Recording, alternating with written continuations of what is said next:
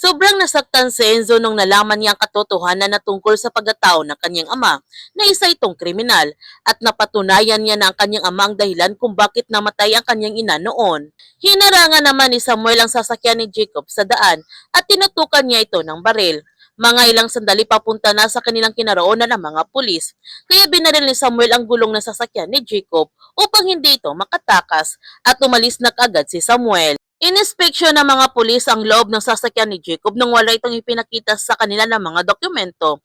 At nung nakita nilang napakadaming pera, dito na nga nila huhulihin si Jacob. Tumawag si Jacob sa kanyang kuya Roldan upang humingi ng tulong. Kaya mga ilang sandali dumating na ang kanilang kakampi ng mga pulis at binigyan ng pera ang mga pulis na gustong hulihin si Jacob upang manahimik ito. Nasaksihan naman ni Samuel ang lahat ng pangyayari at patuloy pa rin niyang minamanmanan si Jacob. Dinala si Jacob na kanilang kakampi ng mga pulis sa kanyang kuya Roldan at dito na nga binugbog si Jacob ng kanyang kuya Roldan dahil sa kanyang kapalpakan na muntik na niyang nawala ang pera ni Tanda. Sinabihan ni Jacob ang kanyang kuya na sigurado siya na si Samuel yung lalaking nakasakay doon sa motor na bumangga sa kanya. Kaya tingnan nila ang tracker kung nasaan ngayon si Samuel, ngunit hindi umalis ng bahay si Samuel. Ang sabi ni Jacob, nakamotor nga si Samuel. Kaya tinanong ni Roldan si Sinon kung may motor ba si Samuel na pagmamayari nito dahil matagal na itong nagmamanman kay Samuel noon. Ang sagot ni Sinon na wala. Ang sabi ni Jacob, baka humiram si Samuel. Kaya sa pagkakataon na ito, nagalit na nga ng gusto si Roldan sa kanyang kapatid dahil may sagot pa rin ito. Kahit malinaw na sa kanila na hindi si Samuel ang sumabatahi sa kanila, sinabihan ni Roldan si Jacob na alam niya kung bakit siya nagkaganyan dahil sa iringan nilang dalawa ni Samuel. Kung hindi sana niya tinabla si Samuel, edi sana noon pa malinis na ang pera na yan.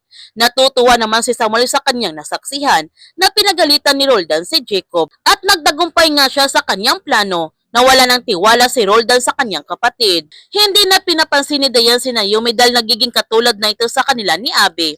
Sinabihan ni Naomi si Dayan na ginagawa lang niya yung kailangan niyang gawin para makasurvive siya dito. Dahil alam niya na kapag hindi niya ginalingan, mas lalo siyang malalayo sa kanyang pamilya. Ang galit na sabi ni Dayan, kahit naman galingan niya, hindi siya palalabasin dito.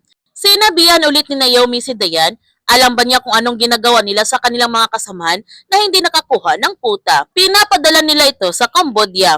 Sa tingin ba niya kapag pinadala sila sa Cambodia, makakabalik pa kaya sila sa Pilipinas? Hindi na. Yun bang gusto niya mangyari sa kanya? Samantala, pumunta si Enzo sa kanila ni Arisa upang maglabas na kanyang hinanakit. Niyakap naman ni Arisa si Enzo at nakita itong lahat ni Locke. Kaya nagsisilos nga siya nito ng gusto. At galit na siya ngayon kay Enzo dahil inagaw nito ang kanyang babaeng minamahal. Ang akala ni Enzo na magkakayos na sila na kanyang ama, pero ngayon mukhang malabo na. Sinabihan ni Arisa si Enzo na kaya niya hindi nagawang sabihin sa kanya noon ang totoo kasi alam niya na masaya siya dahil nakikita niya nag-e-effort ng kanyang ama para mag-ayos silang dalawa at humingi siya nito ng sorry kay Enzo nang hindi niya sinabi kagad ang totoo. Kaya sa pagkakataon na ito, gustong tulungan ni Enzo sina Samuel dahil gusto na niyang matigil ng kung anong ginagawa ng kanyang ama. Nagsisimula na si Agnes sa kanyang trabaho kay Ginela Ramirez at matagal na niya itong pinapangarap noon dahil inidolo ng kanyang ama noon si Ginela Ramirez. Sinabihan ni Colonel Enrico si Agnes na hindi dapat malaman ni Ginela Ramirez na anak siya ni Colonel Garcia. Dahil simula nang pumasok siya sa Oriental Ridge, binura na nilang lahat ng mga record na nakonekta sa kanya kay Colonel Garcia. Walang dapat makakaalam na isa siyang police asset at walang dapat maghinala sa kanilang operasyon.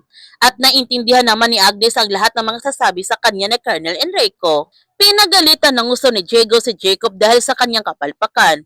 Ngunit biglang pumasok si Samuel sa opisina ni Roldan at nagbigay siya nito ng opinyon upang magiging mas madali na ang paglinis sa pera at maging legal na ito sa mata ng batas. Natutuwa naman si Diego sa mga opinyon ni Samuel dahil magkatulad talaga silang dalawa na iniisip, kaya mas lalong humahanga si Diego sa katalinuhan ni Samuel. Malalaman na kaya ni Samuel na si Diego ang pinuno ng Bakunawa?